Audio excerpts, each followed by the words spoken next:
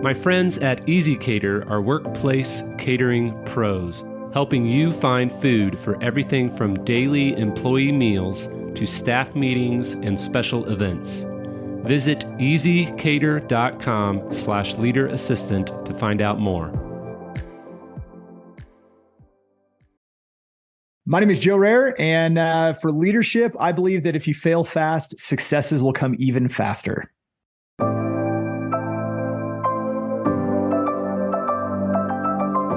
The Leader Assistant podcast exists to encourage and challenge assistants to become confident, game-changing leader assistants.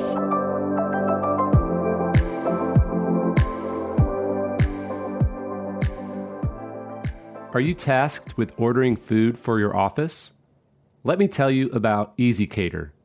With over 100,000 restaurants to choose from nationwide and 24/7 customer support, Easy Cater helps assistants like you and me succeed at work and makes our lives easier.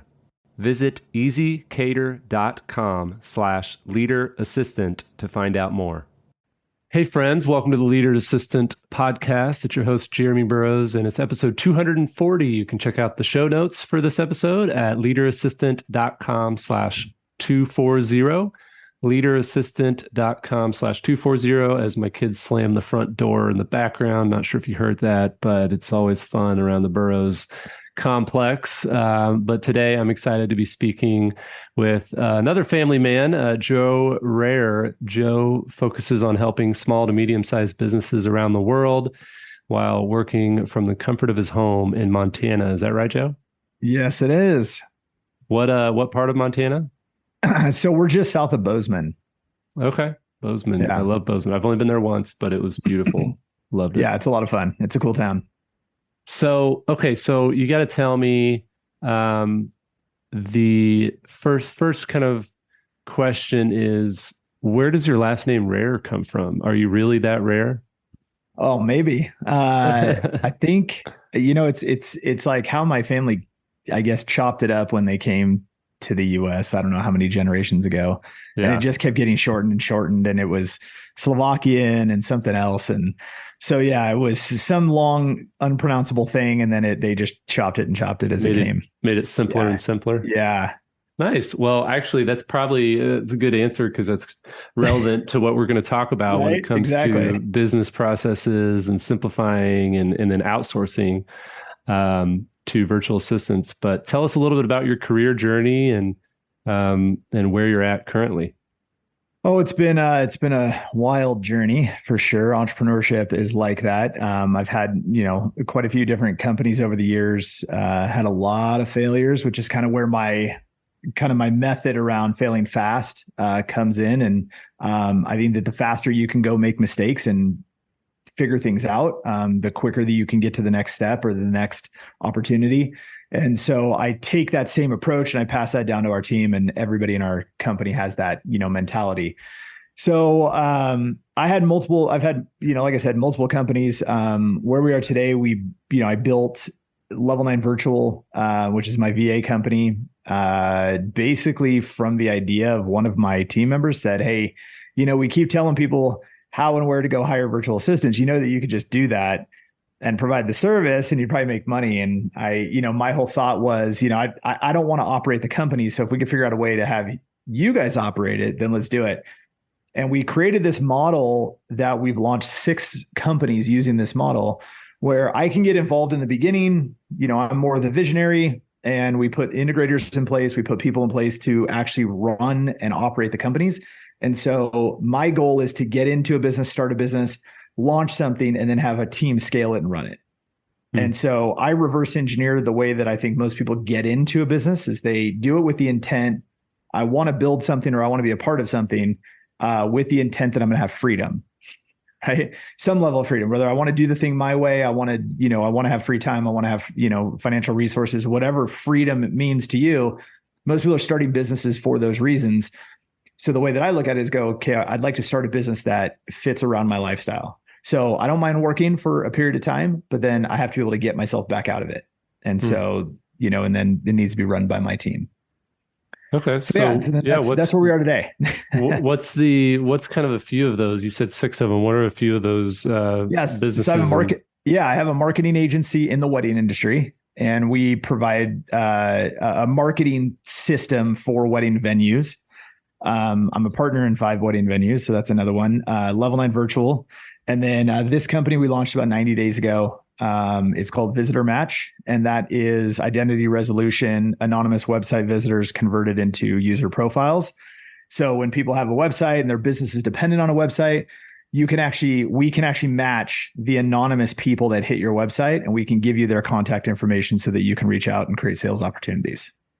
And so that business has kind of exploded over the past 90 days. Right, right. Wow. So what's seeing how this is a podcast for executive assistants and executives who have assistants, give us kind of the summary of Level 9 Virtual and what is it a virtual assistant firm where like, hey, I need somebody to do my podcast, show notes so I can hire somebody from you? Is it Correct. do you pair people with different assistants, depending on the skills, or do you pair people with one assistant? Like tell us how it works. So we have clients who have 20 and 30 assistants. We have, who handle marketing and general admin and prospecting and, outbound, outreach, technical things, website development, a lot of different support roles, whether it be in the marketing realm or whether it be something, more administrative. We do it all. And we have, you can get dedicated virtual assistants that do just that. Or if you need something that's more of a project-based focus, we have project-based services where you can just buy a block of hours, get a whole bunch of things off your plate and say, I have all this graphic design work that I want to get done, and I can assign it to somebody who's done 1,000 projects and get it done. I need somebody to help me update my website. You can assign just that project, get it done, and only pay for, a block of hours. So we have project-based work. We have dedicated. I have an executive assistant. I have assistants that do podcast outreach. So they get me interviewed on podcasts. That's how I ended up with you. Right. So my team reaches out and they find podcasts that might make a lot of sense for me to be interviewed on and help our brand grow, but also provide hopefully some insight to somebody. Maybe somebody will ask me the right question and they'll get that right answer that really, really helps one person. So, we really have a plethora of services. The executive side of things is pretty cool because I haven't checked my own email first in probably 3 years. So I have somebody who literally scours my email, makes sure that, what I need to see versus what I don't need to see. And so it makes my life a lot easier. I have a lot more freedom. I have a lot more free time because I have somebody else actually running the show. And so there's a few quick little tips. Yeah. So how does we talk about business process standardization. What's maybe another, to go a little deeper and double click on the email management? How have you standardized that process so that you can help other executives do the same with their assistant, or so that you can train the assistants that you hire how to do that? And then even as the assistants listening to the show right now, they're thinking, all right, well, I manage my executive's inbox. I need some tips. Yeah. One of the first things to do if you're the business owner trying to hire an assistant or whatever, one of the first things to do is it's challenging to give up your inbox. A lot of people don't like doing it. And they feel very kind of confused on whether it's like something that you should hand off or it's to be something personal. The way that we kind of structure it is we do it very similarly to how we have our Slack account set up. And so if it's client type, emails, they'll go into one inbox. We have anything that's urgent, emergency type stuff goes into another folder. Anything that's just staff related, if it's HR related, if it's finance related. So every division of the company, if there's emails that are involved from any division anywhere, they all have their own inbox. If it's client facing stuff, or if it's fulfillment stuff, if it's, it could be tech, subscriptions and things that we have, those are all going into one. And the goal is number one, organization. That's the easiest that I feel like that's the easiest part of it, because you can just go through and figure out some basic categories that make sense. And then, you set up your rules and everything else. And then all we have our assistants do is go in and review fires. Fires are really the only thing that's urgent. There's fires and opportunities. Unfortunately, opportunities don't hit your inbox every single day. Most people spend all of their time focused on fires, and they end up in their inbox and there's just a plethora of stuff in there. And most of it is a distraction. It's actually not anything necessary. And so what we do is over time, our VAs will actually learn how, like, what would our typical response be if we got email A? And so then we go, okay, here, just send them this. And actually the summary of all of that gets sent to me in Slack. So I actually don't check the email. I actually check Slack. And it's, hey, here's the five pressing things. I'm not really sure how to address these. And so, here, say this back, say this back, say this back. Like, you got it. It happened to you earlier. Right. You emailed and said, hey, we need to kind of, move the appointment. Hey, tell them back, send them back. I can't do it. Right. Because she didn't know what I had going on. Right. And so little things like that, it was super fast. It all happened in Slack. I could do it on the fly. I don't have to log into my email. I don't have to sit and sift through everything that's in there. It's super quick, and my team can actually do it for me. And so those are, just a couple quick things with the organization of the inbox. But then the most important thing is just to start to learn how the business owner or the, whoever it is that you're working with, how they would actually respond to things. Like, what's their phrasing? How do they communicate? What words do they typically use?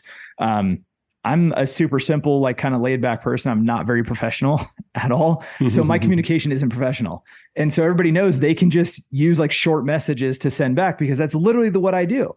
And so they'll send those short messages on my behalf. Nope, sorry, can't do 5:00. Joe's daughter's got volleyball or whatever. Right. And they could send it back.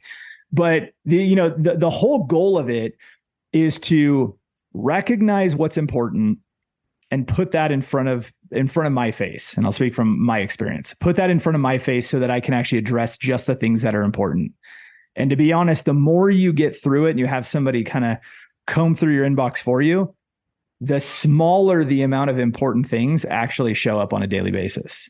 And so there's many days that I literally don't respond to anything. There's nothing for me to actually say in regards to an email reply. My team's figured it out.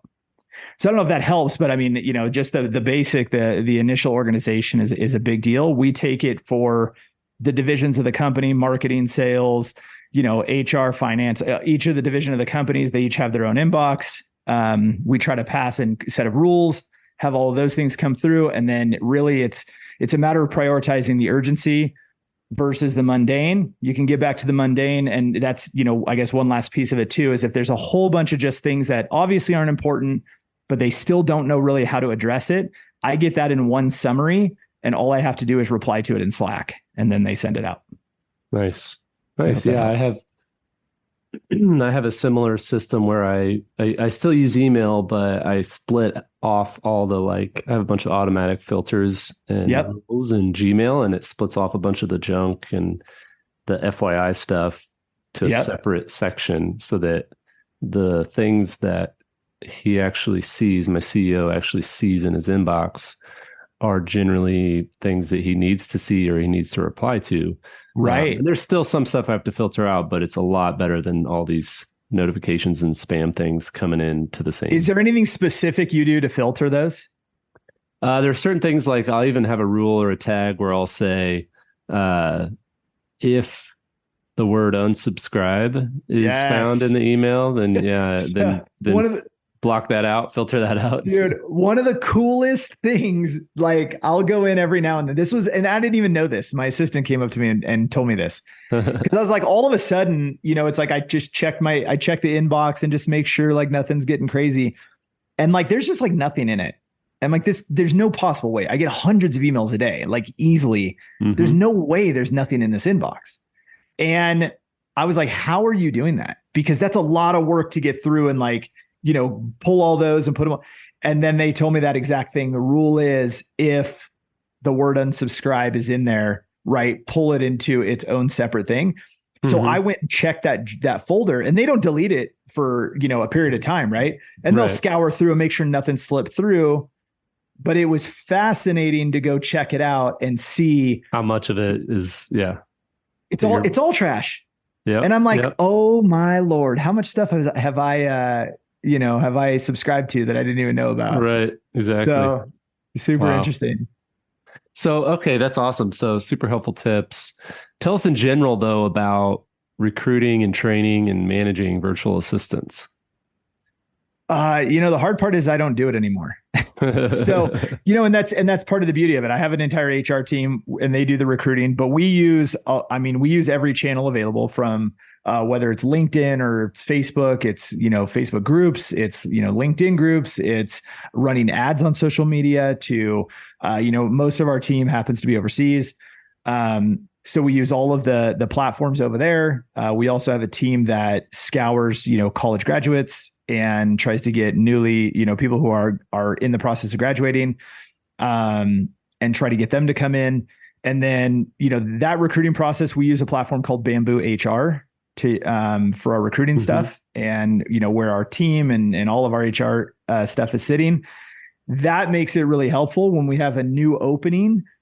We actually send it out to our entire staff first and let people that are already in our ecosystem take the first shot at it. And if they want the role and there's, the opportunity for them. So we give them that. The management of virtual assistants has been interesting.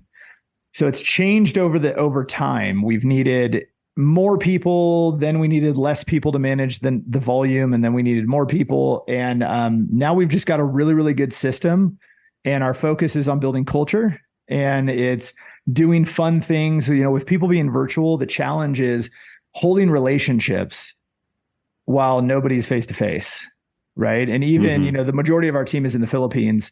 And with our team in the Philippines, the challenge is that, well, they don't all live like next door to each other. It's not like they can just like take a road trip and all get together. Right. They could be completely on separate islands all over the place. Some people are out in the province, some people are in the city, and it really kind of depends where they're located. And so doing, a couple times a year, we do events where we actually get everybody on. And, this kind of became a normal thing, especially during COVID, where we would get on and we do every beginning of the year, we do a huge kickoff party. The end of the year, we do stuff for, the holidays.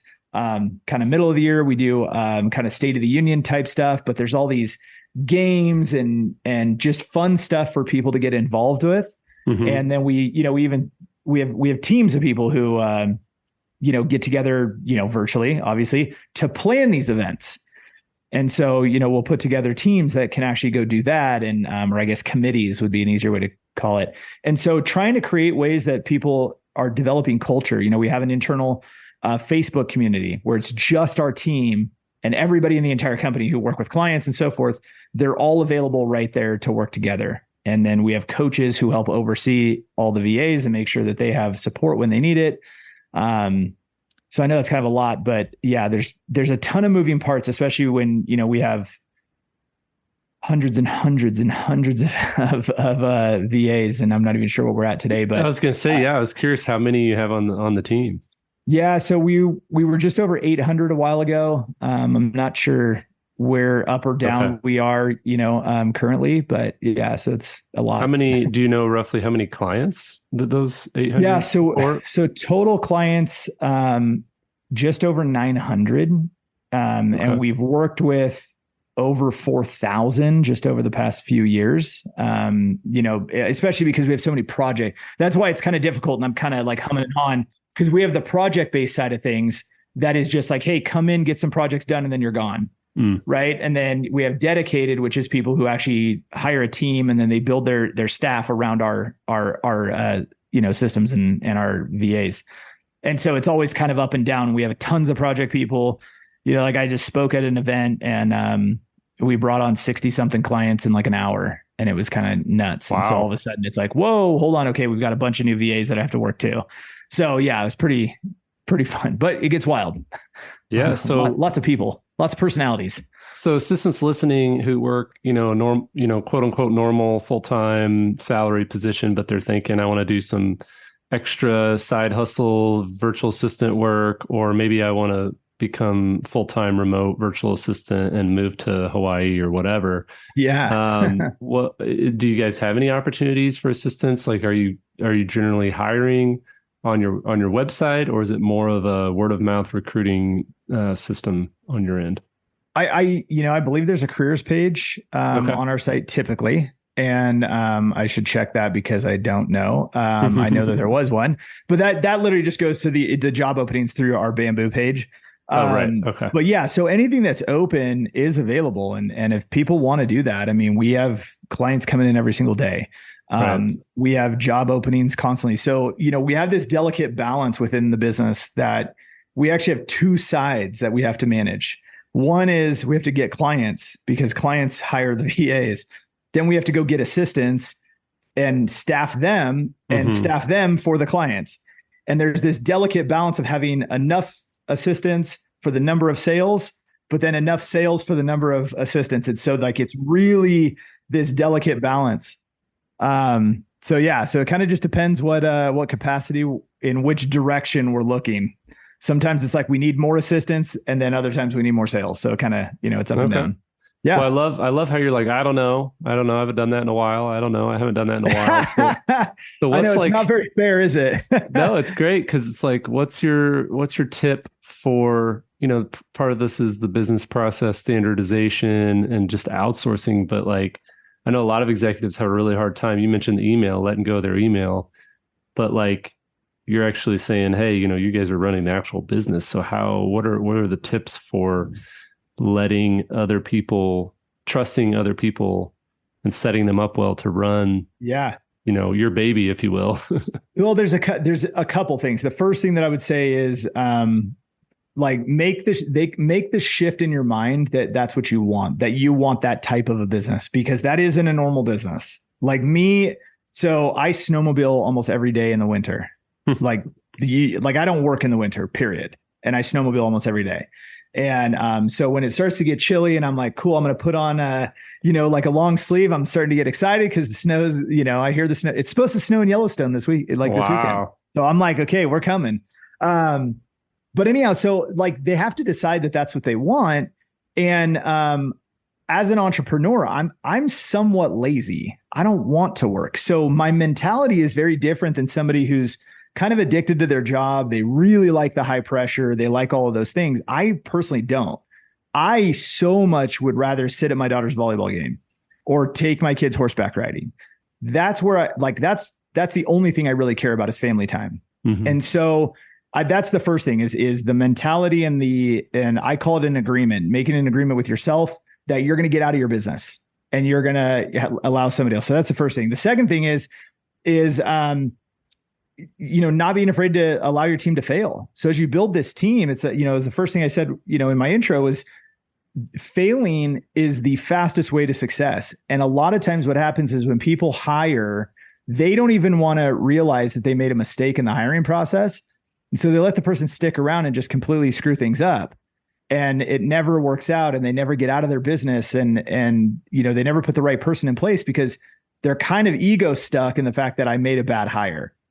And I think go out, fail, realize that you're going to suck at hiring first. That's going to be awful.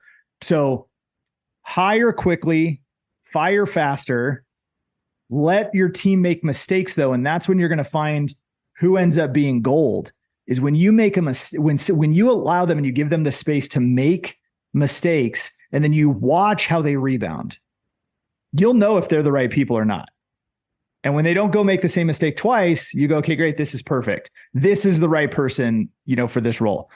And I think that a lot of people are just afraid to kind of let that happen. And, we put together a budget and say, look, here for this project, we have this budget. And if you screw it up, we're prepared to lose it.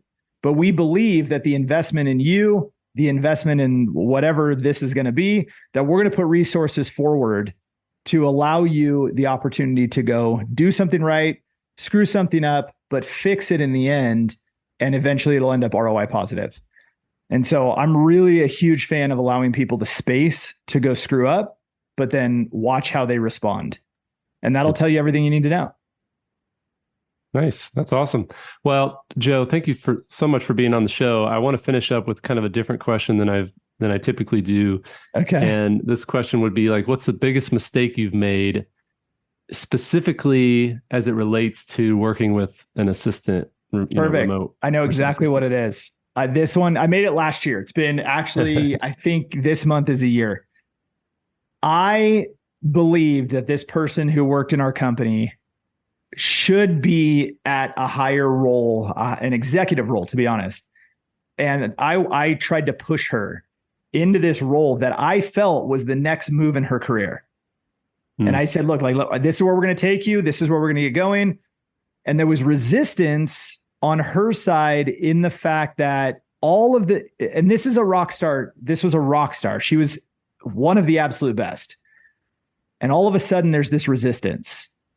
And I'm like, I can't figure this out. I'm telling her the path to literally become an executive. And all we need you to do is X, Y, and Z. And there was just massive resistance, like no follow through out of nowhere. And I could not figure it out.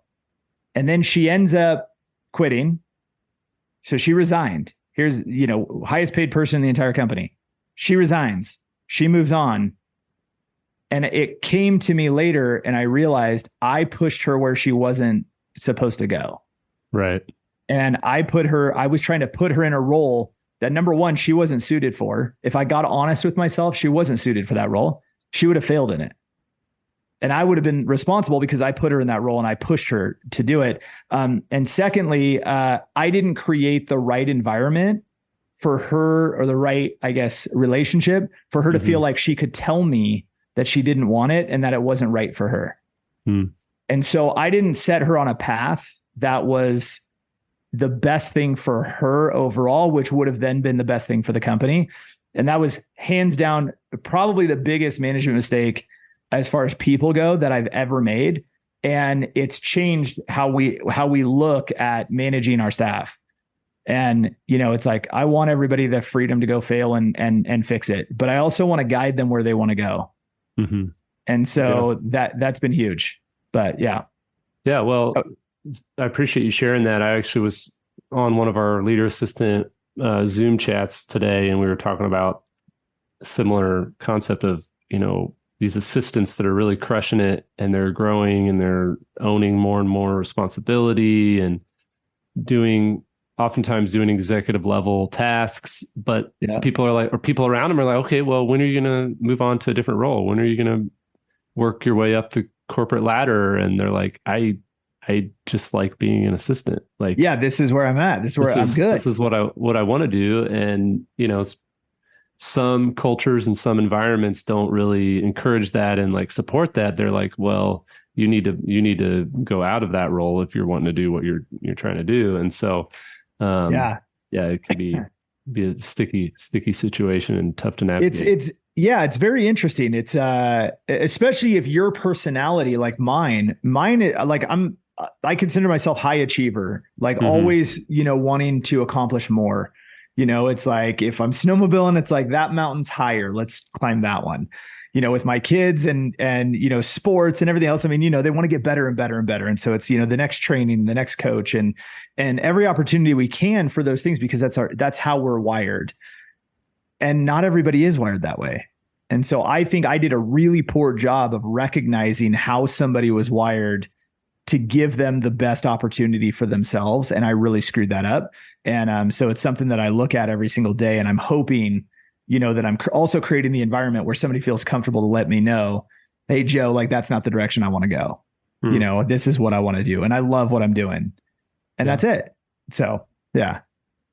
Awesome. Well, Joe, thanks again for being on the show. What's the best place for people to reach out and connect and learn more about Level 9 Virtual or you and all the different projects you're in? Yeah. No, the easiest is level9virtual.com. So level9virtual.com.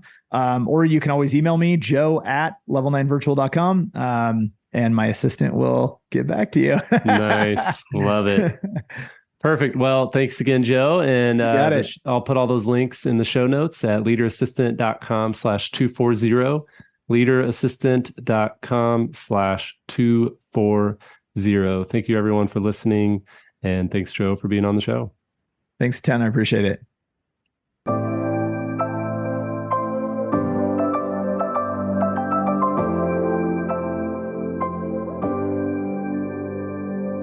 Please review on Apple Podcasts.